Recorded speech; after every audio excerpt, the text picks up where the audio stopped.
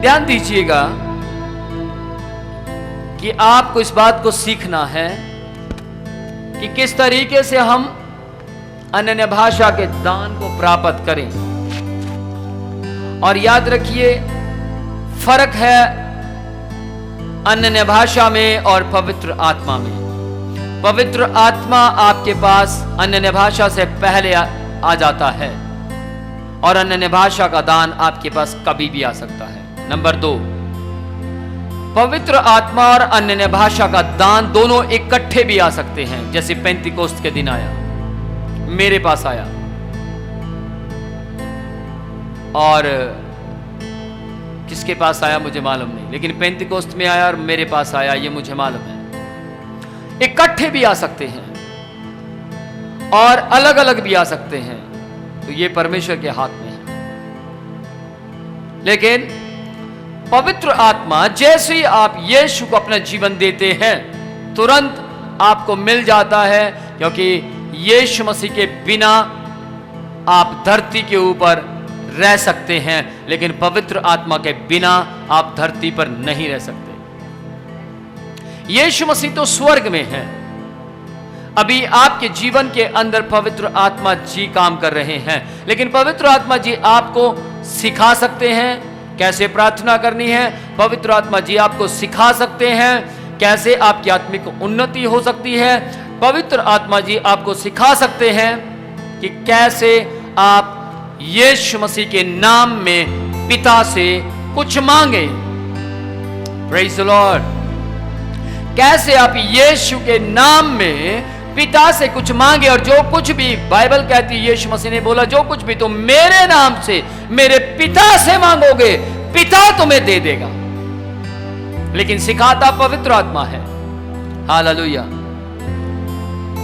कुछ साल पहले की बात है, मैं एक प्रार्थना किया करता था, परमेश्वर मैं अपनी गाड़ी के इंजन को तेरे लहू में छिपा देता हूं, प्रभु मैं अपने घर को तेरे लहू में छिपा देता हूं, मैं अपने बेटे को तेरे लहू में छिपा देता हूं, प्रभु मैं फलानी चीजों को तेरे लहू में छिपा देता हूं। तो प्रभु ने बोला, मतलब पवित्र आत्मा जी मुझसे बात कर रहे हैं। पवित्र आत्मा जी कह रहे हैं, ध्यान से सुनिएगा, पिता परमेश्वर, पुत्र परमेश्वर और पवित्र आत्मा परमेश्वर, ये तीनों परमेश्वर हैं। लेकिन पहले पिता काम करते थे, फिर पिता में से निकलकर पुत्र आए, पुत्र ने काम करना शुरू किया, और फिर पुत्र के द्वारा पवित्र आत्मा आए, और फिर पवित्र आत्मा ने काम करना शुरू किया।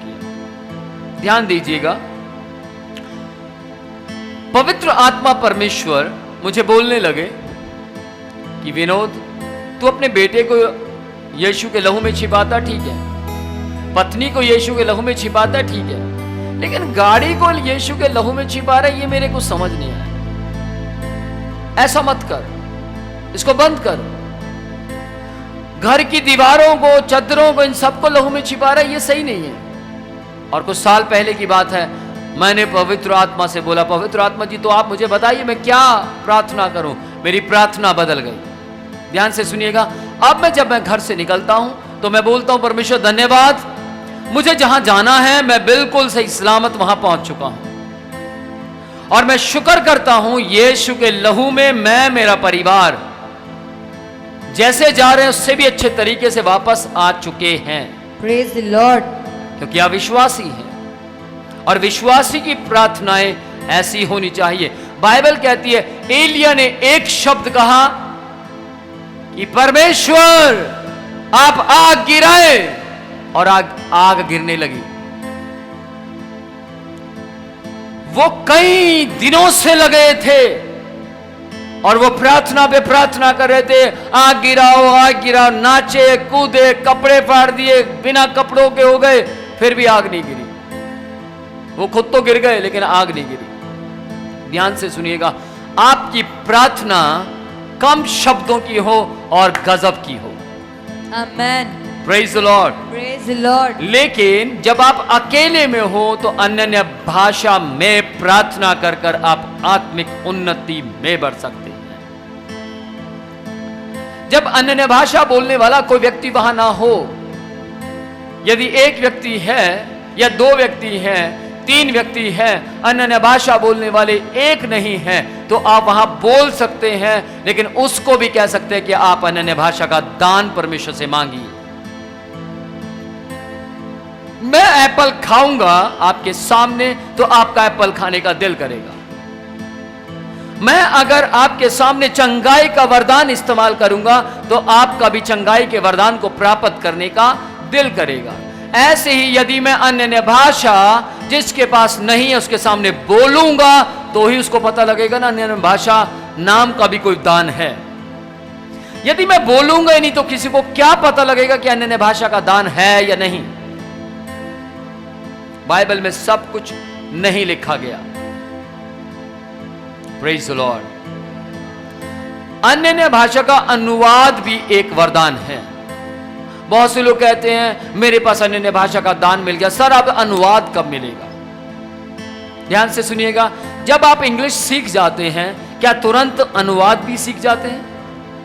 नहीं, उसकी ट्रेनिंग अलग है, उसका समय अलग है। आपने पंजाबी सीख ली, क्या आप मैं पंजाबी बहुत अच्छी बोलता हूं लेकिन मैं अनुवाद नहीं कर सकता, उसके ट्रांसलेशन नहीं कर सकता। मुझे अगर कहा जाए कि आप ट्रांसलेशन कर दीजिए तो मेरे लिए बहुत मुश्किल है। लेकिन ध्यान से सुनिएगा, यदि आपको अन्य भाषा का दान मिल गया है, मुझे अन्य भाषा का दान 1996 में मिला। 97 में जाकर मैंने बैप्टिज्म लिया, 96 में मुझे अन्य भाषा का दान मिला। लेकिन अन्य भाषा के दान का व्याख्यान करना मुझे नहीं आता था, और मैं व्याख्यान के लिए परमेश्वर से कई बार बोला, प्रभु बहुत से लोग इसका व्याख्यान करते हैं, इसके ट्रांसलेशन करते हैं, अब मुझे सिखाइए ना, मैं कैसे करूं? तब परमेश्वर ने मुझे, पवित्र आत्मा ने मुझे बोला, तुझे और मेहनत करनी होगी। जैसे तुझे प्रभु में बढ़ने के लिए मेहनत करनी पड़ी, ऐसे ही तुझे अब और मेहनत करनी होगी ताकि तू उसका व्याख्यान भी कर सके। मैं बड़ा हैरान हो गया। अच्छा जी। फिर मैंने और प्रार्थना बढ़ा दी, और मैं पवित्र आत्मा से पूछने लगा कि मैं क्या क्या मेहनत करूं। तब पवित्र आत्मा ने मुझे बोला, ज्यादा से ज्यादा अन्य भाषा में प्रार्थना कर, ज्यादा से ज्यादा अन्य भाषा में प्रार्थना कर। मैं 1-1 घंटे अन्य भाषा में बोलने लगा, अकेला। 2 घंटे, 3 घंटे, 4 घंटे, 5 घंटे, 6 घंटे, 7 घंटे। ध्यान से सुनिएगा, मैं करीब 18 घंटे तक पहुंचा। 18 घंटे तक। ये घमंड नहीं है, ये अनुग्रह है। मैं 18 घंटे तक पहुंच गया, और 18 घंटे अन्य भाषा में प्रार्थना करता और प्रार्थना करता रहा। और एक दिन मैं अन्य भाषा का व्याख्यान करने लगा। मैं अन्य भाषा के बारे में बोलने लगा। अन्य भाषा, ओ प्रभु मुझे समझ आ रहा है, प्रभु मुझे समझ आ रहा है यहाँ क्या बोला जा रहा है, और मैं तुरंत बोलने लगा। इवन के, ध्यान से सुनिएगा, मेरे ऊपर ऐसा वरदान उतर आया, कोई और भी अन्य भाषा बोलता उसका भी व्याख्यान करने लगा। ध्यान से सुनिएगा, मैं फिर आपको कहना चाहता हूं, यदि आप अपना अभिषेक बढ़ाना चाहते हैं, यदि आप कहते हो ओ माय गॉड, देखो विनोद प्रोचिया के द्वारा कैसे कैसे बीमार चंगे हो रहे हैं, तो ध्यान से सुनिएगा, केवल कहने से वरदान आपके ऊपर नहीं उतर आएगा, बल्कि आपको मेहनत करनी होगी। बहुत साल पहले की बात है, मैं एक रनिंग मैच में बैठा था जहां पर दौड़ का मैच था, और बहुत से लोग दौड़ में शामिल हुए थे, और मैं भी उस दौड़ के अंदर शामिल होने के लिए गया था, लेकिन नहीं हो पाया। मेरे पैर में मोच थी, और मैं वहां बैठा था, और वहां पर 3 लोग इनाम लेने के लिए आते हैं। उनमें से जो सबसे पहला था, फर्स्ट, मुझे दिखाई नहीं दे रहा था। उस फर्स्ट की जगह मुझे अपने आप को मैं देख पा रहा था कि मैं काश मैं होता वहां। मुझे फर्स्ट इनाम लेने वाले व्यक्ति की शक्ल नहीं दिख रही थी, मुझे विनोद प्रोचिया वहां दिख रहा था, और मैंने ये बात अपने दिल में कही कि अगर मेरे पैर में मोच ना होती तो वो मैं होता। मेरी बात ध्यान से सुनिएगा, यदि आप आत्मिक उन्नति प्राप्त करना चाहते हैं तो कोई एक आत्मिक उन्नति प्राप्त किए हुए व्यक्ति को अपने सामने लेकर आइए और कहें, परमेश्वर मुझे इसके जैसा बनना है, Praise the Lord. परमेश्वर मुझे इसकी तरह खड़ा होना है, परमेश्वर मुझे इसकी तरह सुसमाचार प्रचारक बनना है। Praise the Lord.